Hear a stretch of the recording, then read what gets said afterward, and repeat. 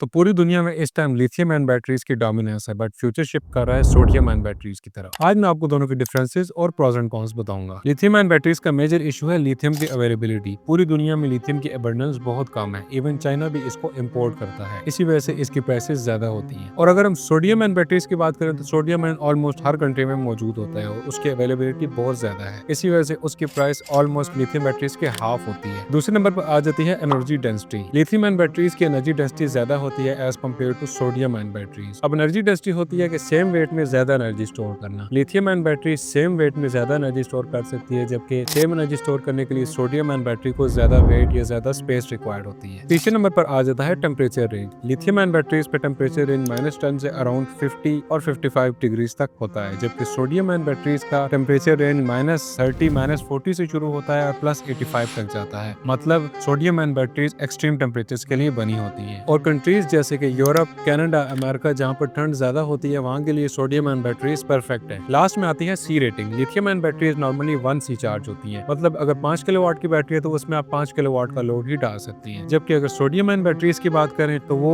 15 to 20 सी तक होती है। मतलब ये कि अगर 5 किलोवाट की बैटरी है तो उसमें आप 100 किलोवाट तक का लोड डाल सकती हैं, और इसी वजह से ये बैटरीज अभी स्टार्टअप के तौर पर यूज हो रही हैं। अब ये तो हो गए प्रोस एंड कॉन्स, बट कौन सी बैटरी किस एप्लीकेशन में यूज होगी। Lithium ion batteries EVs, mobile phones, laptop charges के लिए परफेक्ट है क्योंकि इसकी एनर्जी डेंसिटी ज्यादा है। जबकि अगर हम ग्रिड स्टोरेज लेवल पे बात करें तो उसके लिए लिथियम आयन बैटरीज परफेक्ट है, जहाँ पर स्पेस का इतना इशू नहीं होता और जहाँ पर स्टार्टअप लोड ज्यादा होता है। अब ऐसा बिल्कुल भी नहीं है कि फ्यूचर में लिथियम आयन बैटरीज ऑब्सोलीट हो जाएंगी, बल्कि उनकी डोमिनेंस खत्म हो जाएगी।